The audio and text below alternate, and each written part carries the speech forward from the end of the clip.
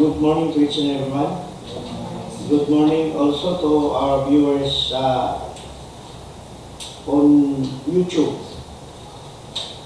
This morning, April 25, 2024, we are going to have our April 25 na basa.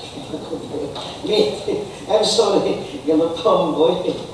May 3, 2024, we are going to have our pre-bid conference for 4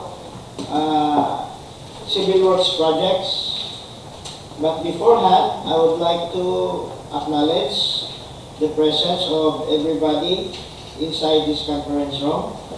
For the back members, we have Ms. Jennifer C. Varias of the Administrative Section, Engineer Romel Aristotle Varias of the Maintenance Section, Engineer Marcelo E. Unabia Jr. of the Construction Section. I believe we are the back members, the back is in quorum. We have also here Ms. Maria Nieka Tambagan, our back secretary. From our IT support, Mr. Froilan Marcelino Jr. Also here is Ms. Pichi Natividad Chato of the Procurement Unit. The acting head of the Procurement Unit, Engineer April Rubijoy Anticristo. Our back secretariat, Ms. P.K. Ramos. And the head of the Technical Working Group of the Bids and Awards Committee, Engineer Noah May Guerra Bautista. So, this morning, we are going to have a pre-bid conference for the contract ID number 24MC 0041, the published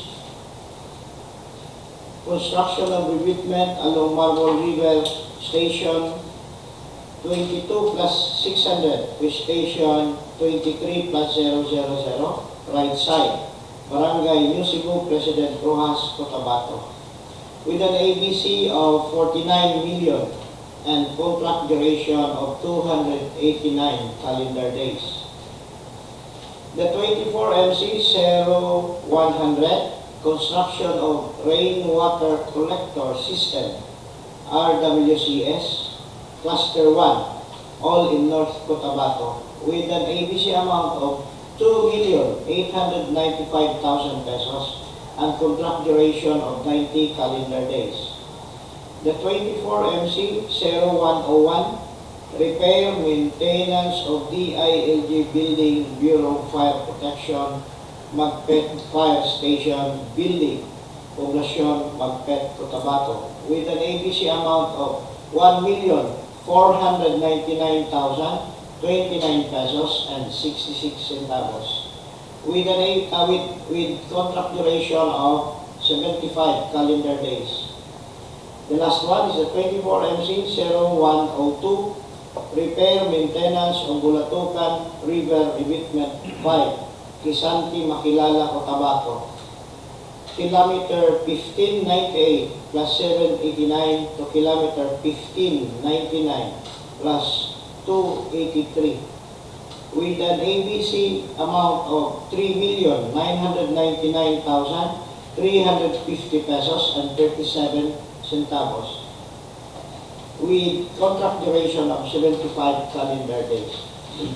I would like to remind our interested bidder that for the 24MC 0101, repair maintenance of the DILG Building, Bureau of Fire Protection, Makilala Fire Station Building, Poblacion, Magpet, Cotabato, has a supplemental bid bulletin issued, bid bulletin number 5. There are deleted equipments. One bagger, concrete mixer, one bagger is deleted. Bar binder is deleted. Bar cutter is deleted. And concrete vibrator is deleted. Okay. I'm now going to turn over the floor to our back secretariat for the reminders to our interested bidders. Okay. Thank you, Sir Chairman. Here are the documents for our technical component of the bid and financial component of the bid for our suppliers or bidders, contractors to be aware of. For the technical component of the bid, we have the updated certificate of PhilJEP's registration membership.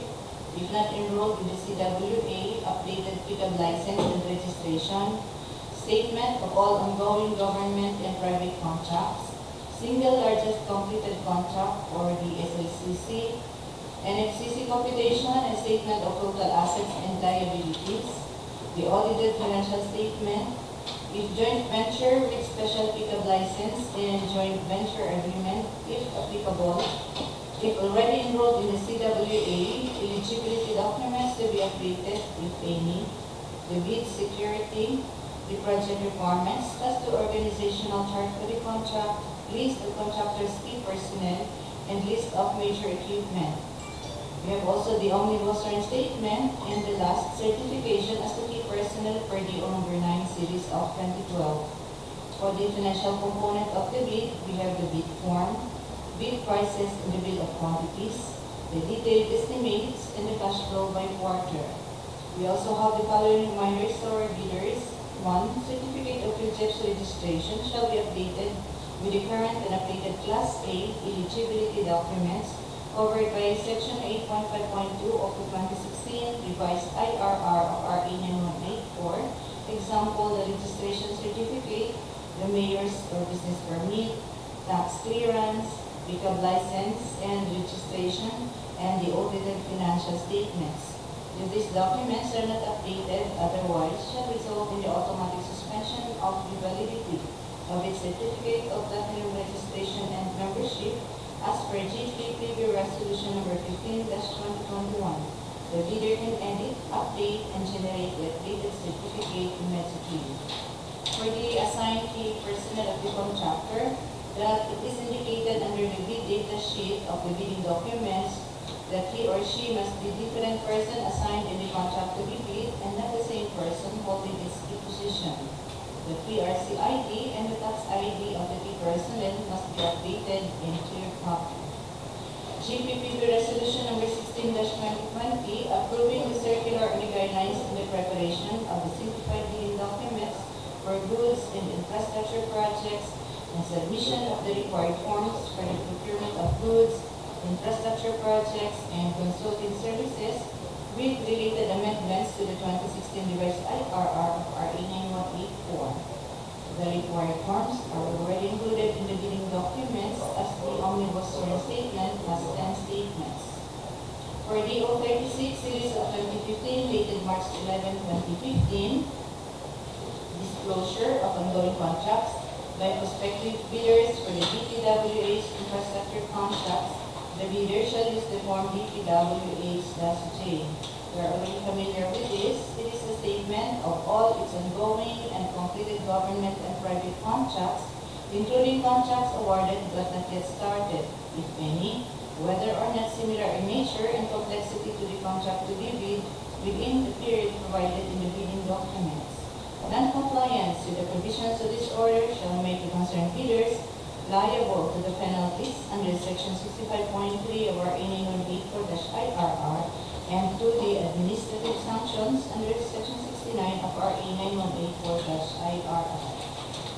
DEO number 28, series of 2024, dated February 26, 2024, three-strike policy in the procurement of contracts for infrastructure, goods, and consulting services contracts, in order to establish a fair and transparent system for managing offenses committed by bidders in the procurement of infrastructure, goods, and consulting services projects through public bidding, the DPWH hereby introduces an updated three-strike policy.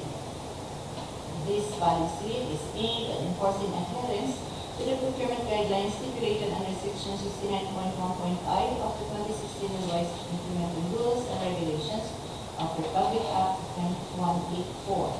Under this policy, if a bidder commits three offenses or acts described as all other acts that tend to defeat the purpose of competitive bidding They shall be subjected to an administrative penalty. These offenses or acts are further classified into three major categories as enumerated. 1. Withdrawal from the bidding process, submission of non-participation letter, or failure to submit a bid after purchasing the bid documents. However, the Bids and Awards Committee recognizes certain valid reasons for these actions. 2. Submission of late bids without valid reasons as determined by the BOC.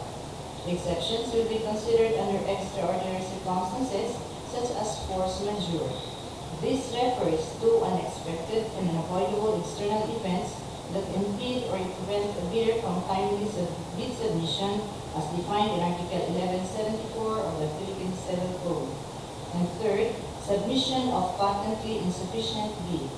A patently insufficient bid refers to a bid that fails to include or comply with certain mandatory requirements. The determination of whether bidder committed such an offense may occur as outlined. A. During eligibility screening and or shortlisting. B. During bid evaluation. And C. During post-qualification. Bidders were reminded to diligently review and scrutinize their documents to avoid any violations. For more details of this Department Order Number 28 Series of 2024, strike policy in the procurement of infrastructure, goods, and consulting services contracts, you can download a copy in the DPWH website. Department Order Number 87 Series of 2020, the electronic submission and receipt of bids for the procurement of civil works contracts. Department Order Number 11 Series of 2017, inclusion of the minimum materials testing equipment on the technical component of the bid. Department Order Number 9 Series of 2012, technical requirements for civil works projects for public bidding. Under item number 6, which states, if a proposed key technical personnel is an employee of the bidder and working on another project at the time of the bidding, shall submit a certification. 1. The personnel will be pulled out from the ongoing project once the bidder is awarded the contract. And 2. He or she will be replaced with another person with equal or better qualifications as certified by the head of the implementing office. Under item number 7, the bidder may propose a key technical personnel who is not his employee, provided that the said personnel is required to submit a certification that he or she will work for the bidder if he is awarded contract under bidding. The certifications under item number 6 or 7 shall be included in the first envelope of the sealed bid. The last, we have the memorandum dated March 6, 2023, issued by Secretary Manuel M. Bunuan, with the subject: reiteration of department policies, issuances and the sale of bidding documents, and enrollment in civil works applications prior bidding. Particularly, item number 1 that states, in accordance with the Department's Citizens Charter and a numbered memorandum dated December 27, 2021, only the following documents are required from prospective bidders prior to the sale of bidding documents: A. Company ID or any government-issued ID, and B. Authorization letter if not authorized liaison officer in DCWA. Example, the special power of attorney for sole proprietorship or board partnership, joint venture resolution with secretary certificate for corporation, partnership, joint venture, and cooperative. This department orders downloadable in the DPWH website and GPPB resolution in the GPPB website for full details, instructions, stated in the guidelines for reference of the bidders. So those are our reminders and other important notes to our bidders and suppliers. Thank you. Thank you, Magpet. Is there any other additional reminders? Okay. The scheduled opening of bids will be on May 15, 2024 at 9 a.m. in the morning. Take note, 9 a.m. Okay? Is there any other concern? Hearing none, I declare this pre-bid conference this morning adjourned. Thank you so much.